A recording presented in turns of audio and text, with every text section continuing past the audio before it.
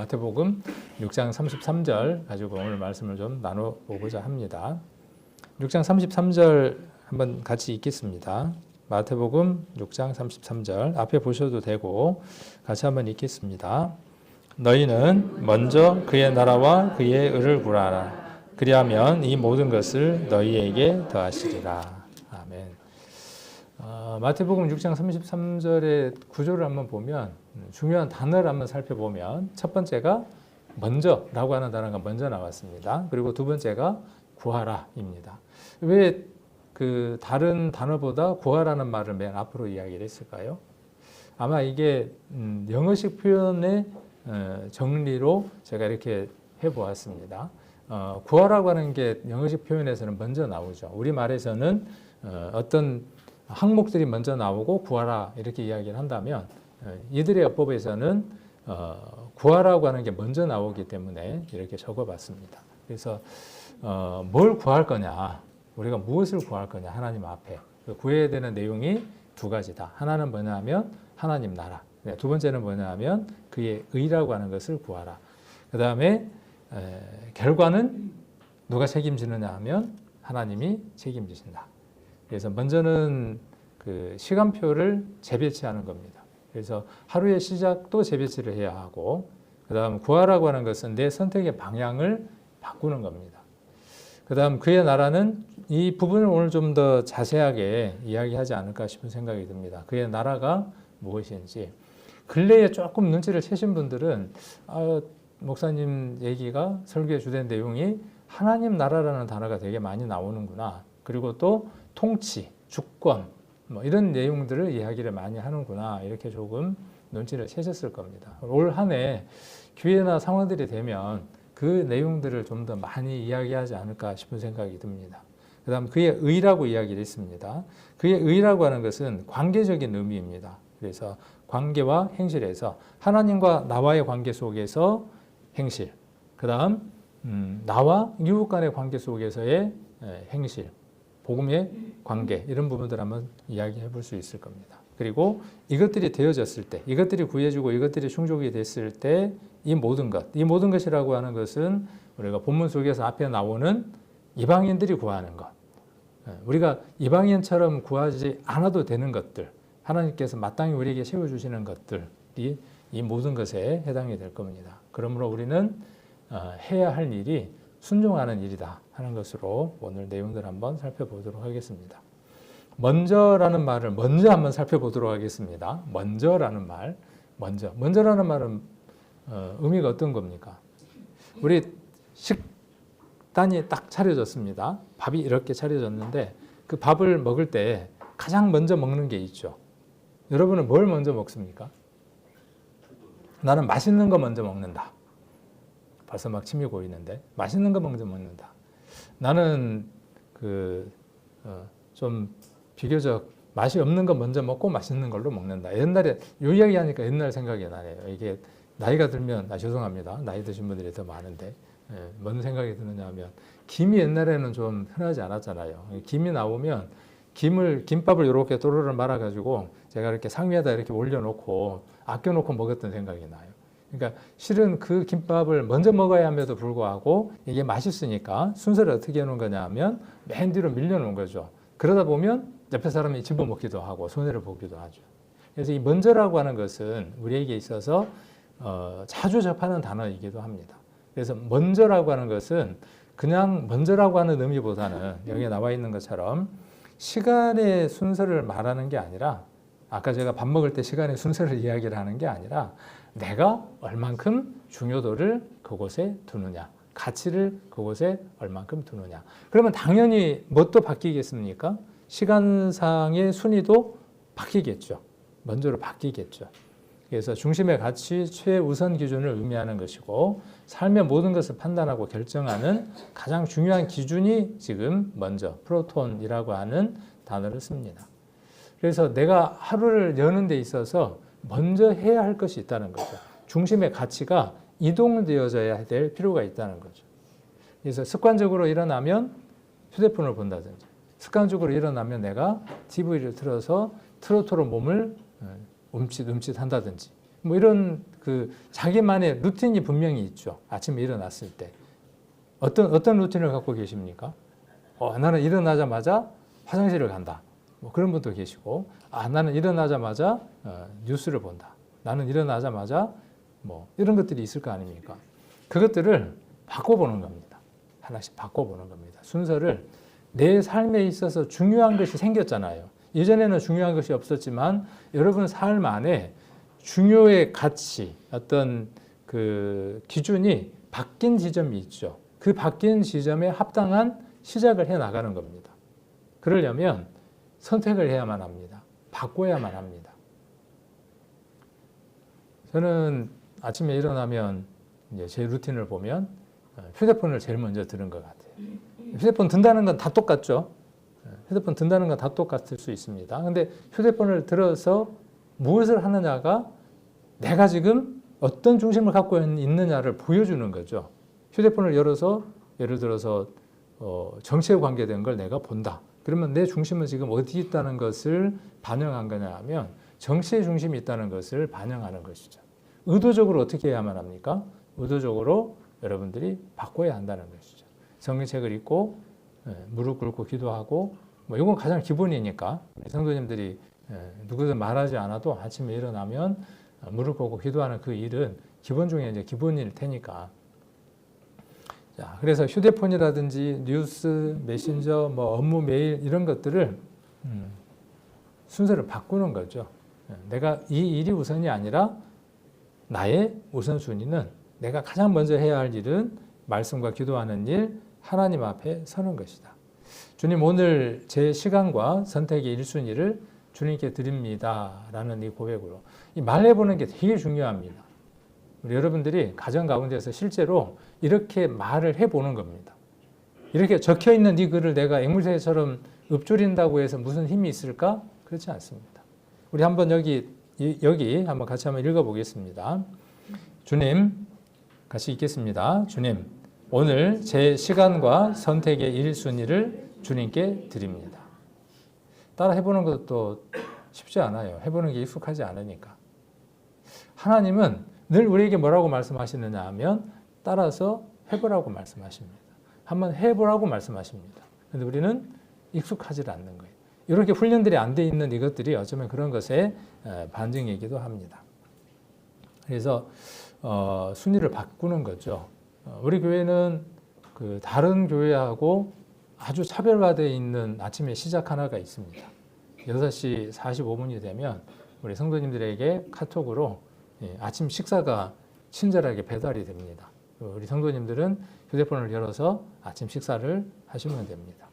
그래서 다양하게 미디움을 원하면 미디움으로 이렇게 여러 가지로 준비를 해 두었습니다. 그래서 그림으로 보실 분들은 그림으로 보실 수 있고 글자로 보시기를 원하면 글자로 봐도 되고 그 다음 영상으로 원하시면 영상으로 볼 수 있도록 제가 생각할 때는 영상이 좀 더 도움이 되지 않는가 싶어요. 왜냐하면 그 이동을 한다든지 어떤 일들을 하면서도 소리를 들으면서 그 영상을 볼 수 있기 때문에 도움이 되지 않을까 싶습니다.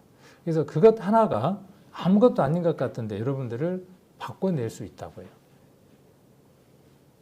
나는 내 방식대로 할 거야. 발전할까요? 교회는 교회대로 가고 6시 45분에 온다고 하는데 뭐 나는 내 방식대로 하니 그러면 그 방식대로 살아가게 됩니다. 교회가 함께 하고자 하는 이 남욱시에 동참하고 그 동참하는 것과 함께 내가 묵상하고 내가 보는 성경이 있으면 플러스 알파가 되는 거죠. 이전에 하지 않았던 것을 하는 거니까. 그래서 교회가 한 방향으로 가는 겁니다. 한 방향으로. 교회는 하고 나는 나대로 가고가 아니라 이해 못해요? 그러면 이해 못하는 부분들은 누군가에게 이 내용이 뭔 내용입니까? 라고 물어보는 것이 교제의 시작이 되겠죠. 남욱시가 도대체 뭐야? 로기스 모의가 뭐야? 메타노이아가 뭐야? 그럼 이해되신 분들이 이해되지 않는 분들에게 설명을 하면서 거기에서 교제의 원동력이 시작이 되겠죠. 그래서 먼저 한번 바꿔보십시오. 내 생각, 내 기준들, 내 뜻들을 조금은 내려놓고 그것이 나를 더 발전시킬 수 있는 것이다 그러면 그 방향으로 가야 하겠지만은 교회가 이 방향을 두고 가면 함께 동참해 보는 거죠. 그래서 그렇게 한번 해주시면 감사하겠다는 생각이 듭니다. 그 다음 구하라라고 이야기를 했습니다. 누구 사람 이름 같네요. 연예인 중에 이름이 구하라 있었죠. 근데 그 구하라는 아닙니다. 그래서 내 선택의 방향을 바꾸는 겁니다. 아까 먼저라는 말과 구하라는 말은 거의 이게 같은 것이죠. 그런데 여기 보면 현재 명령형으로 쓰이고 있어서 한 번이 아니라 계속해서 습관적으로 찾는 상태를 이야기를 하는 겁니다. 구하라. 몸이 아프면 뭔가를 찾게 되죠. 찾는다는 말이니까. 몸이 아프면 그 진시 황제가 오래 살고 싶었으니까 그 오래 살고 싶은 그 욕망을 충족시키기 위해서 검색하고 찾고 보내고 했을 거 아닙니까? 우리나라에도 뭐 보냈을 가능성이 있어요. 뭘 갖고 갔을 것 같아요? 산삼을 갖고 갔을까? 뭘 하여튼 갖고 가서 뭐 먹었겠죠.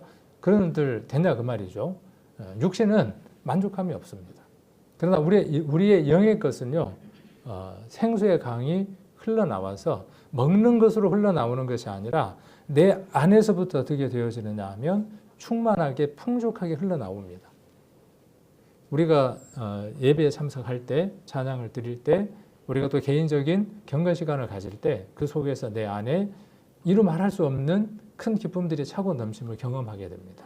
그것은 무엇으로부터 출발하느냐 하면 간절히 그것을 찾는 일로부터 시작합니다. 그래서 한 번이 아니라 어떻게 하는 겁니까? 계속 습관적으로 찾는 상태를 이야기를 합니다. 그래서 이런 거는 중독이 되면 좋습니다. 이건 중독이 되면 좋아요. 다른 건 중독이 되면 안 되는데 이건 중독이 되면 아주 좋습니다. 세상적인 질문. 우리 지금 남욱시에서 이야기하는 이 단어는 뭘로 바꿀 수 있을까요? 세상의 질문, 이거를 남욱시의 4가지 단계에서 여러 가지 생각들, 그 다음 또 깨어있음, 그 다음에 고요, 그 다음에 생각의 전환, 이렇게 4가지로 이야기했을 때 이 세상의 질문이라고 하는 것은 무엇이냐 하면 로기스 모이죠. 세상 생각들인 거죠. 자기 이론, 하나님을 대적하는 것들이죠. 이것이 내 생계, 내 개인의 발전, 내 편안함에 유리할까 하는 것만 끊임없이 질문하죠. 이 육적인 것들이죠. 근데 예수님의 질문, 예수님의 선택은 무엇을 말합니까? 이 선택을 하나님 나라가 기뻐하실까? 지금 먼저 그의 나라와 그의 의를 구하라 그랬으니까 그의 나라에 기뻐하는 일일까? 그러니까 우리의 모든 선택과 질문, 그 다음 구하는 것이 무엇을 구해야 한다는 거죠? 어떻게 하면 오늘 하루 즐겁게 보내볼까? 오늘 교회를 왔는데 어떻게 하면 교회가 나를 기쁘게 할까? 내 마음을 좀 위로해주고 나를 즐겁게 해줄 소리를 내가 교회에서 어떻게 들을까? 방향이 전환이 잘못되어 있는 거죠. 교회를 어떤 장소로 생각하느냐 하면 그런 오해들이 있죠. 교회는 나를 위로해 주는 곳, 교회를 나로 만족시키는 곳. 물론 그 전제가 전적으로 틀렸다 그렇게 말할 수는 없지만 전체는 아니죠. 교회 와서 위로받고 힘을 얻고 능력을 받고 돌아가야 하죠. 말씀이 나를 위로해 주어야 맞죠. 그러나 그것보다 더 점진적으로 큰 것은 무엇이냐 하면 내가 하나님 안에서 무엇을 할 것인가. 이 교회 가운데서 나는 어떤 위치이고 어떻게 봉사를 하고 어떻게 주님을 섬겨 나갈 것인가. 그리고 내가 어떤 선한 영향력을 교회 안에 미칠 것인가. 이것이 하나님 나라에 대한 구하는 것에 대한 답들이다라는 생각을 해볼 수 있습니다. 그래서 이 선택을 하나님 나라가 기뻐하실까? 하나님의 의는 어느 편에 설 것을 요구하실까? 그러면 하나님 나라가 뭐고 그의 의가 뭔지를 우리가 좀 정리를 해볼 필요가 있겠죠. 그 단어의 의미를 모르는 바는 아니잖아요. 하나님 나라? 하나님 나라. 그런 거야. 라고 개념을 머릿속에 넣고는 있지만 그것에 대해서 명확한 자리들이 없으니 오늘 그 부분을 한번 이렇게 잡고 정리하고 한번 넘어가 보면 좋겠습니다. 염려를 기도로 전환하는 겁니다. 무엇을 먹을까? 계산하는 것을 멈추고 주님 지금 이 상황에서 주의 나라와 의는 무엇입니까? 라고 묻는 기도로 나아가는 거죠. 점심 뭐 먹을까 걱정해요 안 해요? 점심시간 때쯤 되면 해야죠. 메뉴 걱정을 해야죠. 그 다음에 무엇을 마실 건가 생각해 봐야죠. 근데 문제는 뭐죠? 그게 무엇이라는 거예요. 그게 가치의 중심이고 그게 삶에 있어서 전부인 것에 대해서 말하는 거죠. 우리는 먹고 마시는 것이 생의 초점이 중심이 가치가 아니라는 것이죠. 그의 나라에 대해서 한번 살펴보려고 합니다. 그의 나라. 그의 나라라고 하는 말을 헬라어로는 바실레이아라고 이야기를 하는데 이 단어는 이 로마 제국에서 차용해온 단어입니다. 제가 근래 이제 성경들을 좀 더 깊이 이렇게 보면서 신약 성경 안에요 정치적인 용어가 어마어마하게 많습니다. 그러니까 로마에서 사용했던 정치적인 용어들을 차용하거나 고의로 의도적으로 가지고 와서 성경 안에 쓰여져 있는 단어들이 어마어마하게 많습니다. 그 대표적인 언어 하나가 뭐냐 하면 복음입니다. 복음. 유앙겔리온이라고 하는 복음인데 이 복음도 어떤 단어인지 아십니까? 로마 때에 황제가 보낸 그 군사들이 전쟁에 승리하고 돌아오잖아요. 승리하고 돌아오는 그 소식을 뭐라고 이야기하느냐 하면 유앙겔리온이라고 하는 말을 썼습니다. 그 말은 전쟁의 승복, 기쁨의 소식을 이야기하는 거죠. 그 단어를 가져다가 복음이라고 하는 단어로 사용을 했어요. 그러니까 의도적으로 그렇게 바꾼 거죠. 너희들은 복음이 전쟁에서 승리하고 돌아오는 그것이 복음일지는 모르지만 그리스도를 믿는 우리들에게 복음은 승전고를 울린 모든 것의 승리자 되신 그분이 누구냐 하면 예수 그리스도다. 그분이 승리하신 분이다. 라는 메시지로 복음을 말하고 있는 거죠. 또 하나 우리 그 들림이라는 말이 있죠. 들림. 또 휴거. 예수님이 지상재림한다라고 이야기하시잖아요. 그 다시 오신다. 다시 오신다라는 말을 헬라 말로는 뭐라고 이야기하느냐 하면 파루시아라고 이야기합니다. 그것도 똑같습니다. 왕이 다른 곳에 갔다가 다시 귀환하는 것은 뭐라고 이야기하느냐 하면 파루시아라고 하는 단어를 씁니다. 그래서 이런 그 단어적인 배경을 이해를 하게 되면 성경에 좀 더 현실감이 있고요. 우리에게 많은 정보들을 가져다 줍니다. 여기 바실레이라고 하는 것도 마찬가지입니다. 나라, 제국 그런 뜻입니다. 이 당시 이스라엘은 로마의 지배하에 있었죠. 그리고 누군가가 와서 거기를 통치하고 있었겠죠. 뭐 빌라도가 있었고 헤롯도 있었고 여러 사람들이 있었잖아요. 그러면 헤롯이나 빌라도는 누구로부터 부임을 받은 거냐 하면 황제로부터 부임을 받은 겁니다. 황제로부터 부임을 받은 땅은 황제의 주권이 미치는 곳이고 황제의 주권이 미치는 곳이니까 거기를 무엇이라고 말하느냐 하면 바실레이아라고 이야기를 합니다. 황제가 그곳에 없어도 그곳은 어떤 땅이냐 하면 황제의 땅인 겁니다. 옛날에 그래서 그 한때 전쟁이 있을 때 식민지를 만들었었잖아요. 일본도 식민지를 만들고 영국도 식민지를 만들고 했잖아요. 그러면 그 땅은 누구의 땅이 되느냐 하면 그 나라의 땅이 되는 겁니다. 그리고 그들은 그 나라의 국민이 되는 겁니다. 그리고 그들은 누구의 지배를 받는 거냐 하면 그들의 지배를 받는 겁니다. 우리가 그 지배의 잔재가 지금도 남아있죠. 아시바를 맨다, 아리바시다 그러고 뭐 이런 잔재들이 지금도 남아있잖아요. 그런 것은 그 영역 하에 있었다는 표시인 거죠. 그것과 동일하게 지금 하나님 나라를 의도적으로 예수님도 그 단어를 가져다가 쓰고 그러면 이 단어를 그 당시에 썼을 때 그 대중들은 이야기를 들으면서 무엇을 자연스럽게 떠올리느냐 하면 황제와 여러 가지 것들을 떠올리죠. 근데 여기에서 도전적인 게 있죠. 지금 너희들이 섬기고 있는 그 황제, 가이사라고 부르고 있는 주라고 부르고 있는 그 존재가 영원할 것 같아? 아니야. 곧 무너질 거야. 없어지고 말 거야. 그러나 하나님이 세우시는 왕국, 하나님의 주권이 미치는 이 땅, 예수 그리스도는 영원할 거야 라고 이야기를 하는 거죠. 도전적이니까 싫겠어요? 좋겠어요? 도전적이니까 그래서 싫은 거죠. 그래서 바실레이아라는 말은 그런 의미를 갖고 있습니다. 나라, 제국 그런 뜻입니다. 그래서 단어 자체가 이미 무엇을 포함하고 있느냐 하면 통치라고 하는 개념이 함께 포함되어 있는 겁니다. 하나님 나라라고 하는 말을 여러분들이 들을 때 그 단어 속에서 반드시 함께 묶어야 할 단어가 뭐냐 하면 통치라는 단어를 묶어야 합니다. 하나님 나라의 백성이 됐다? 나는 너무 좋아. 지금 누리고 살다가 영원한 하나님 나라에서 룰루랄라 거기 막 김바닥이 그냥 정금이래. 시절을 따라서 12가지 과실이 막 맺힌데 땡 잡았어. 세상에서 좀 고생 좀 더 하더라도 거기에 가면 모든 게 끝난 거야. 일부는 맞을 수 있습니다. 그러나 전체 속에서 성경 속에서 말하고자 하는 핵심은 조금 벗어나 있습니다. 성경의 가장 큰 핵심은 무엇이냐 하면 하나님 나라와 통치는 함께 같이 간다는 겁니다.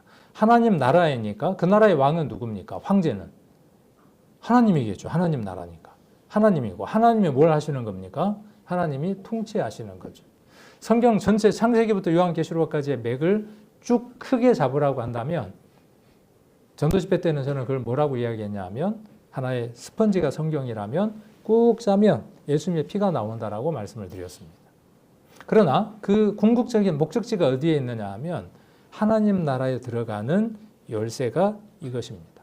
이것이 목적지가 아니라 구원이라고 하는 것이 최종적인 목적지가 아니라 구원은 하나님 나라의 통치를 받을 수 있는 백성이 되는 첫 관문인 겁니다. 그 백성이니까 뭐가 미쳐야겠습니까?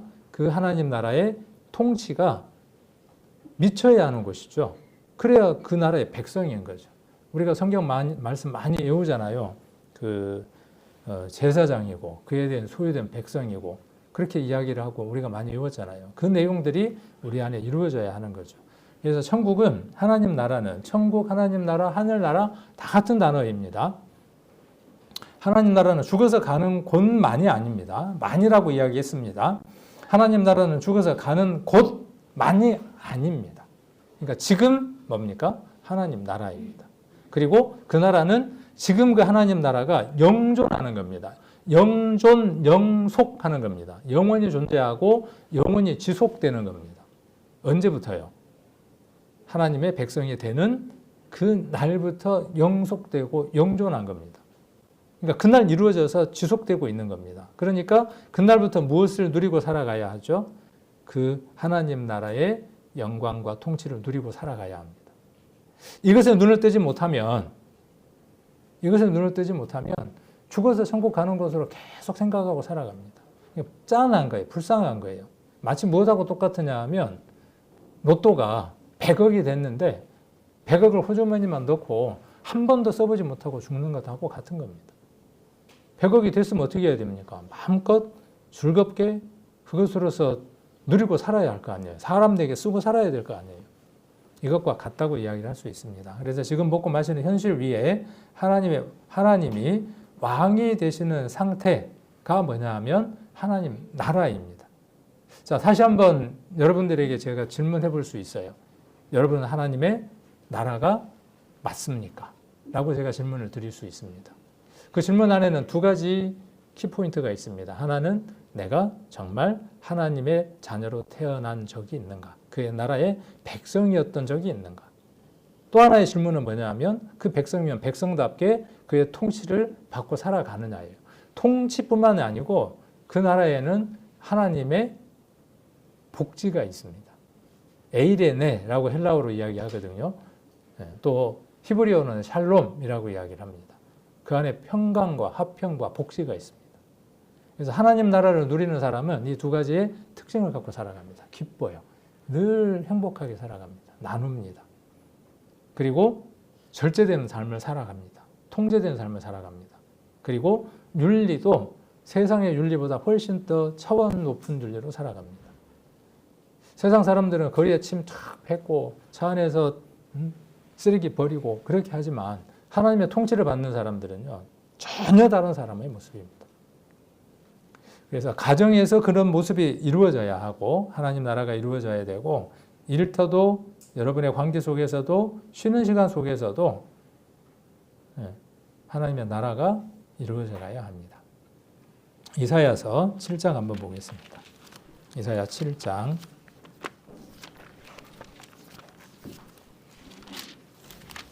오늘 우리 성도님들이 그동안에 복음에 관계된 내용들을 정리하고 계셨을 텐데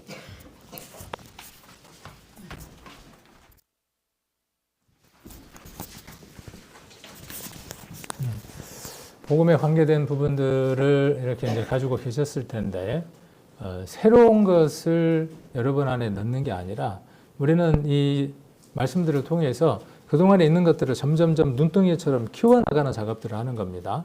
그래서 기존에 있던 내용들을 대체하고 버리는 게 아니라 여러분 안에 있었던 그 내용들에다가 더 확장해서 더 많은 것들을 넣는 작업을 하는 건데, 오늘은 어떤 단어를 좀 깊이 보려고 하느냐 하면 정사라는 단어를 좀 깊이 보려고 합니다.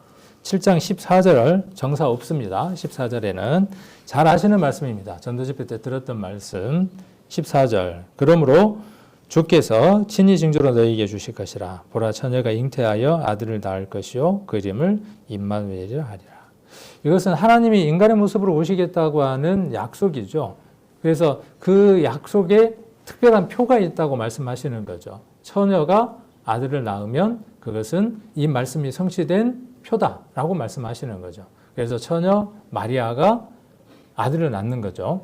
실제로 그 사건이 성취된 거죠. 이 사건과 성취된 사건은 시간적인 갭이 엄청나게 있죠. 그리고 그 이름이 임마누엘이라 그랬죠.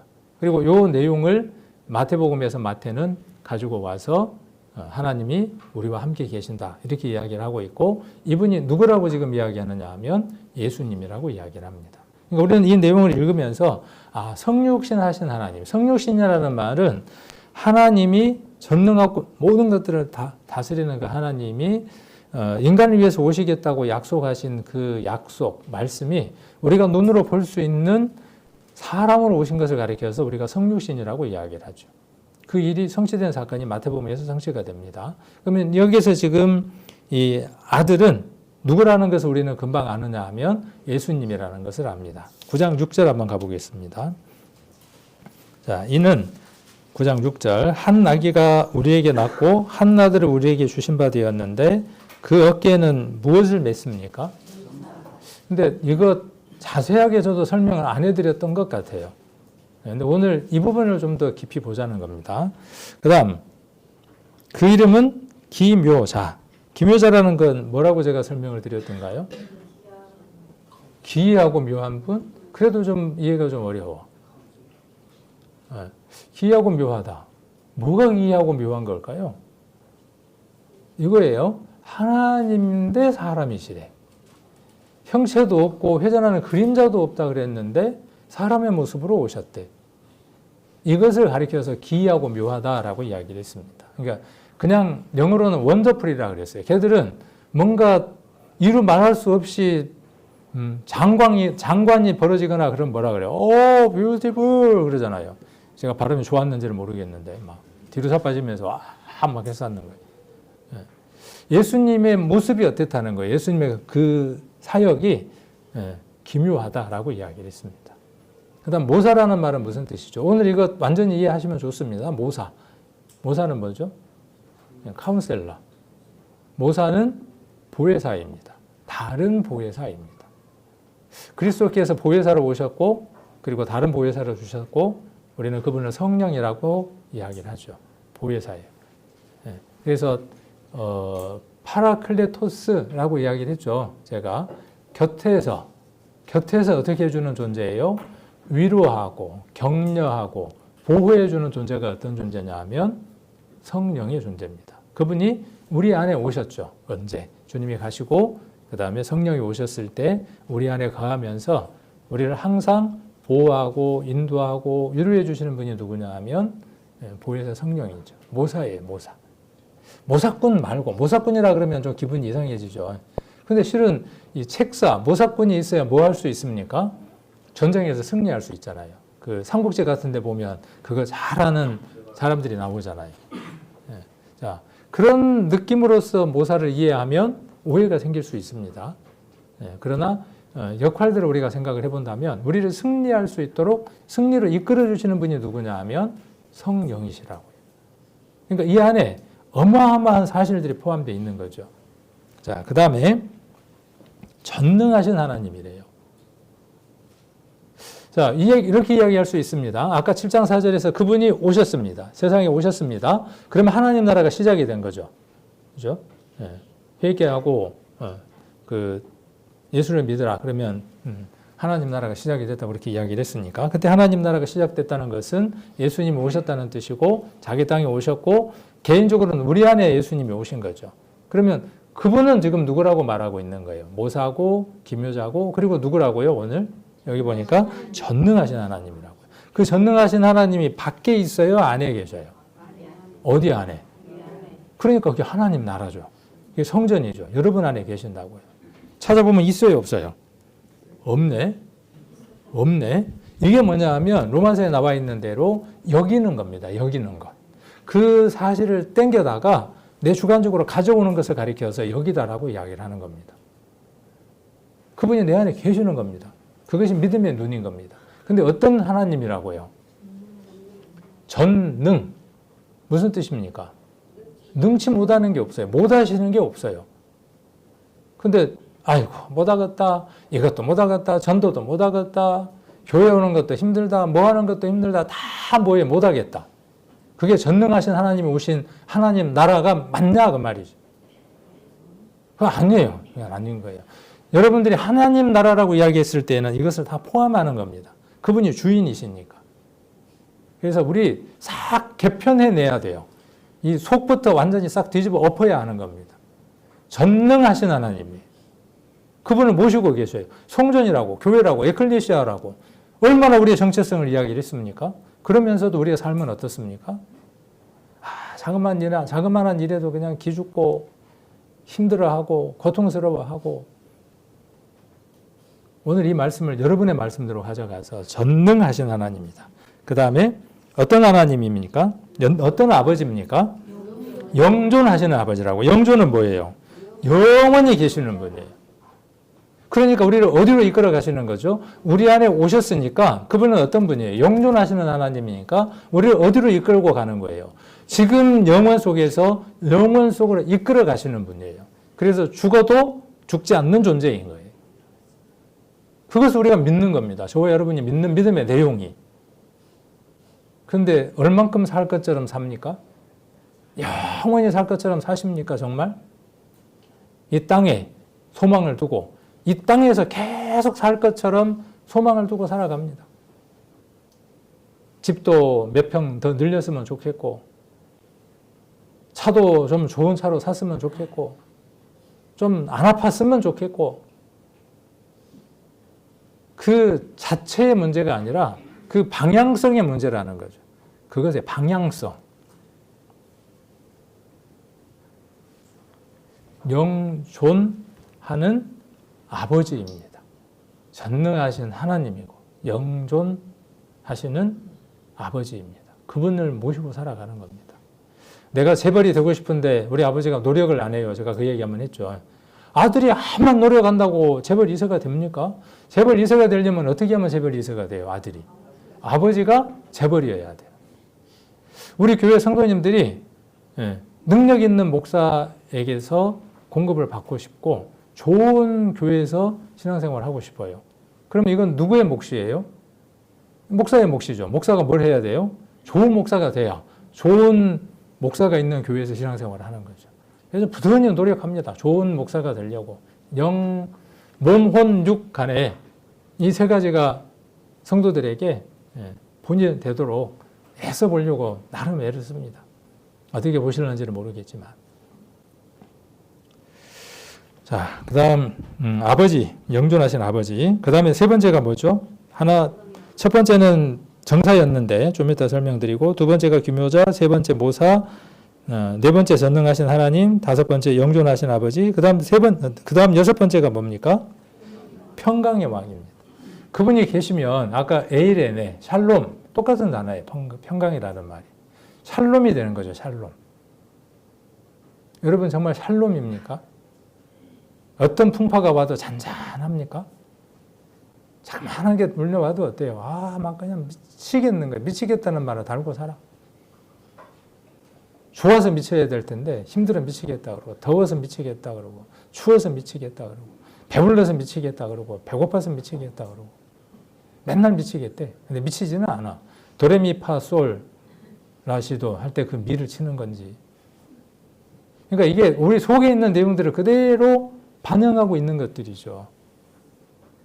정말 여러분이 하나님의 나라가 맞다면 이 부분을 한번 점검해 볼 필요가 있어요.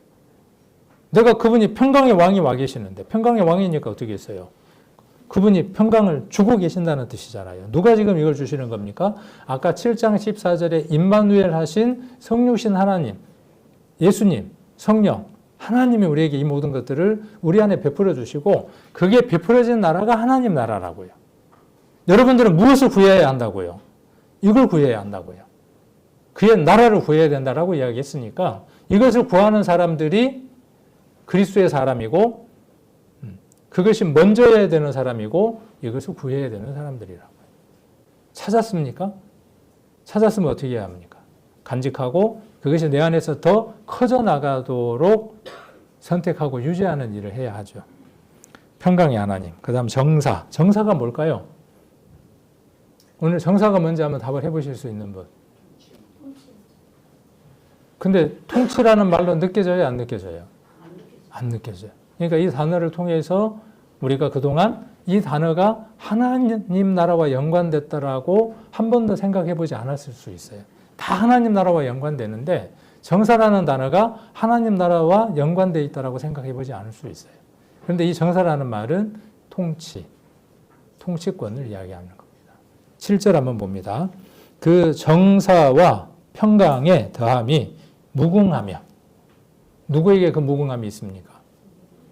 지금 아이로 오신 그 예수님을 얘기하는 거고 여기서는 우리가 만난 예수님을 얘기하는 거죠. 하나님을 말하는 거죠.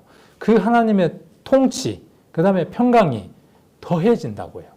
날마다 더해진다고요. 끝이 있어요, 없어요? 끝이 없어요. 이게 뭐라고요? 이게 하나님 나라라고요. 요 내용이 그대로 옮겨지는 게 뭐냐 하면 영원한 하나님 나라예요. 죽으면 그때 시작되는 게 아니라 이미 여러분의 그 시작점이 이어지는 지점이 우리의 개인적인 종말이고 주님이 오셨을 때 이루어지는 종말이기도 한 겁니다. 그래서 중요한 게 이겁니다. 여러분들 안에 이 내용들이 인지가 돼야 돼요. 아, 정사라는 것. 22장을 한번 보겠습니다. 22장.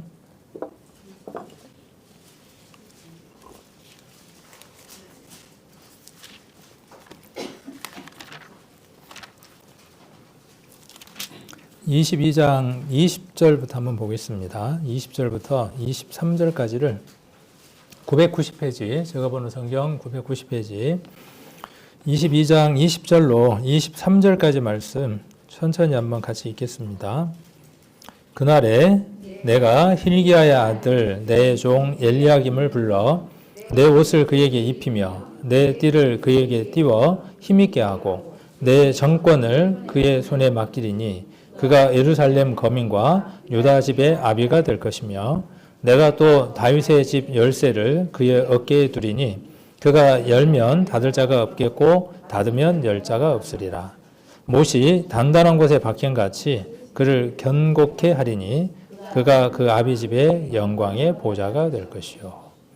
여기 엘리야김을 이야기를 하고 있고 우리가 잘 아시는 것처럼 성경 속에 나오는 인물들, 사건들은 다 어디로 연결되어지느냐 하면 그리스도에게로 연결됩니다. 우리가 그런 것을 그냥 신학적인 용어로 뭐라고 이야기하느냐 하면 그리스도의 예표다라고 이야기를 합니다. 여호수아도 예슈아입니다. 그러니까 예수님, 예슈아입니다. 같은 단어입니다. 여호수아와 예수님, 그 예슈아 똑같은 발음이에요. 그러니까 여호수아가 한 일도 뭐냐면 민족을 구원한 일이고 예수님이라는 말의 뜻도 뭐냐면 자기 백성의 죄에서 구원할 자라는 말을 갖고 있는 거죠. 그래서 여호수아가 한 일이 그리스도가 오셔서 하신 일로 예표되어져 있는 겁니다. 구약에 나와 있는 많은 얘기들은 그리스도가 어떤 일을 하실 건가에 대한 예표들을 구약에서 적고 있는 겁니다. 이 대목도 마찬가지입니다. 9장 6절이 그런 것처럼 9장 6절에서 정사가 어떤 본질적인 것과 목적에 관한 것이다 그러면 오늘 여기에 나와 있는 것들은 그것들을 구체적으로 어떤 방법으로 나타내고 권세를 드러낼 것인가에 대한 설명을 누구를 통해서 지금 이야기하고 있냐 하면 엘리야김이라고 하는 사람을 통해서 그에게 일어날 일들을 통해서 그리스도에게 어떻게 이루어질 것인가를 예표하고 있습니다. 그래서 내 옷을 그에게 입히고 이렇게 지금 이야기를 하고 있죠.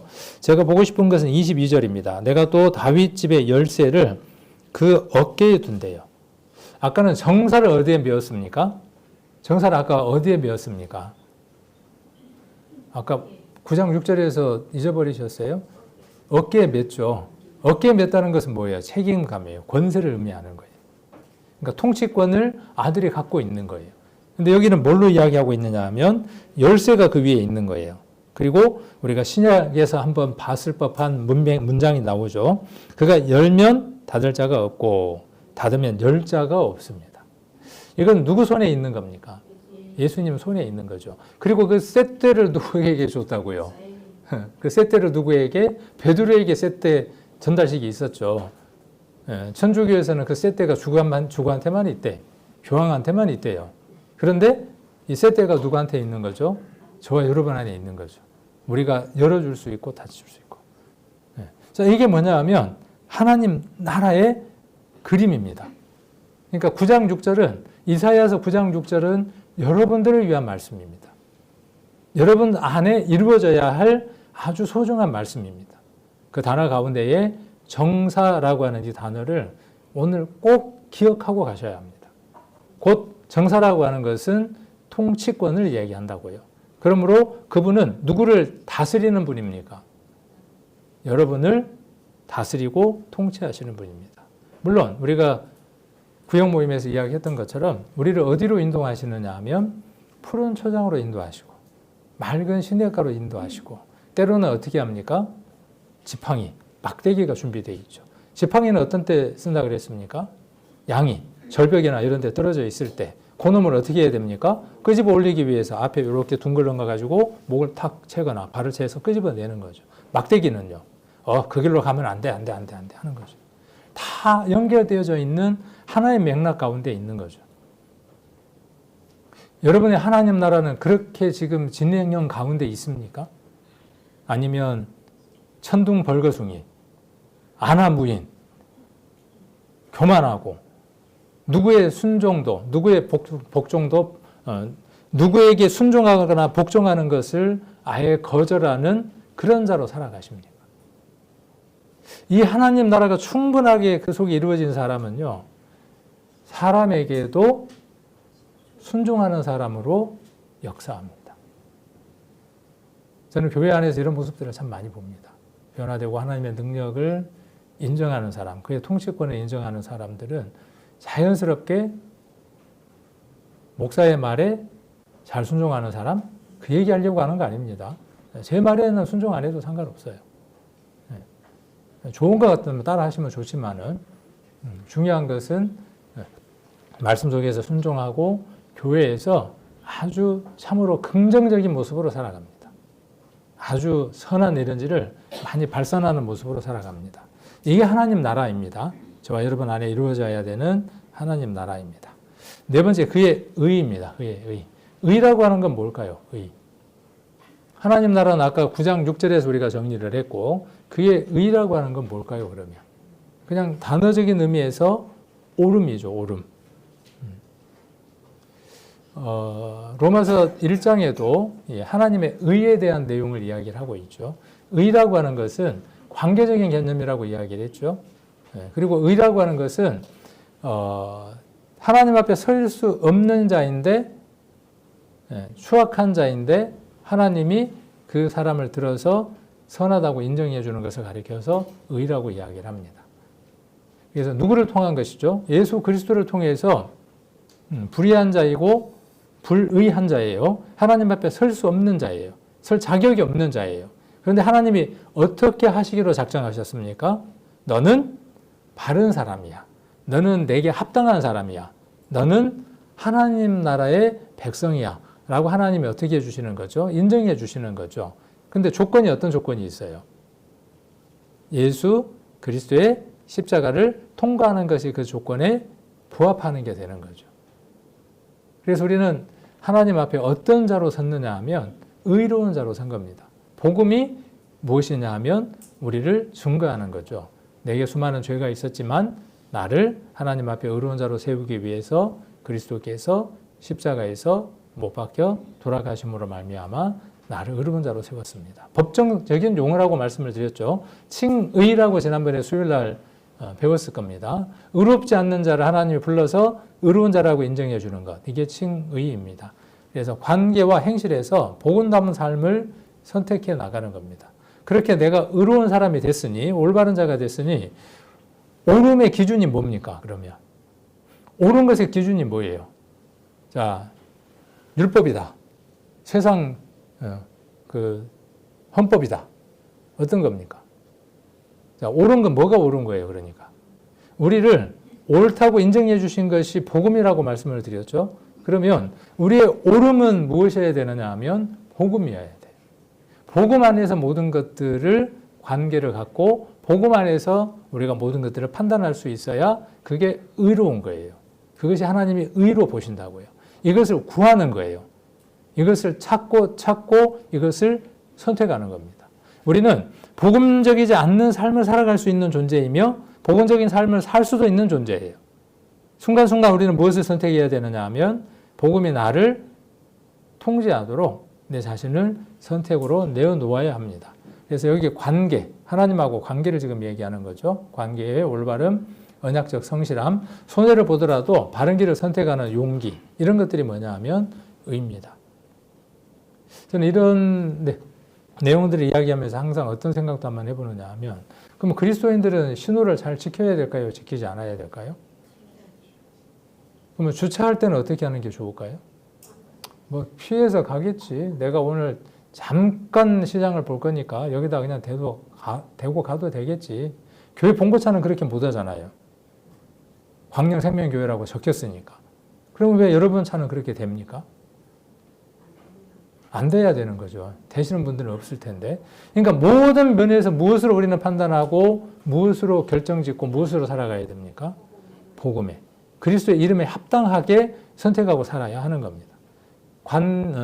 내게 무엇이 있다고 할지라도, 손해가 온다고 할지라도 그것을 지켜서, 내게 손해가 온다고 할지라도 반드시 지켜야 하는 거죠. 그래서 하나님과 나와의 관계 속에서의 올바름, 성도와 성도들 관계 속에서 올바름, 그 다음에 일터 속에서 결정하는 일들, 이 모든 것들이 그의 의를 구하는 겁니다. 오늘 하나님 나라에 좀 초점이 있었으니까 아까 그 이사야서 7장 14절, 9장 6절로 7절 좀 더 깊이 우리 성도님들이 묵상하시면 좋겠습니다. 그리고 다섯 번째, 이 모든 것이라고 이야기를 했어요. 결과는 하나님께 있는 거죠. 오늘 우리가 할 일은 순종하는 겁니다. 순종에 집중하는 겁니다. 이 모든 것을 더하시리라. 모든 것 더한다 그랬죠. 여러분들이 상상하지 않았던 것을 더하신다고요. 이방인들이 구하는 먹고 마시고 그것, 입는 것, 하나님이 그것만 더하실까요? 그렇게 쪼잔하신 분일까요? 그렇지 않습니다. 여러분들이 한번 맛보십시오. 여러분의 그 하나님 나라 안에서 내가 하나님 나라를 구하고 그의 의를 구했을 때 내가 상상도 할 수 없었던 것을 하나님이 채우실 터인데 그 채우신 것들을 한번 나눠보시자는 거죠. 그래서 하나님 나라를 우선에 둘 때 하나님께서 우리의 생존과 필요를, 그 이상을 책임지신다는 약속입니다. 염려는 붙들어 매고, 간혹 염려를 빚내갖고 하는 분도 있더라고요. 제가 우리 누나한테 배웠어요. 걱정을 빚을 내갖고 해. 달러 빚을 내갖고. 그냥 내일 걱정해도 될 건데 미리 그냥 빚을 내갖고 이거저거 온갖 걱정을 다 해. 잠도 안 오고 피곤하고 그러겠죠. 그래서 염려는 붙들어 매시고, 필요한 건 뭐냐 하면 순종의 삶을 사는 겁니다. 순종. 아까 통치권이 미친다고 이야기를 했고, 통치권이 미치니까 어떻게 해야 됩니까? 복종해야죠. 순종해야죠. 우리가 우리나라의 법을 갖고 살면서 교통법도 지켜야 되죠. 그런 것처럼. 그래야 우리에게 화평이 이루어지는 것처럼 우리가 그것을 지키고 살아야 합니다. 나는 오늘 정직하게 일하고 내일의 보장은 하나님께 맡기는 겁니다. 6장, 마태복음 6장 34절 한번 보겠습니다.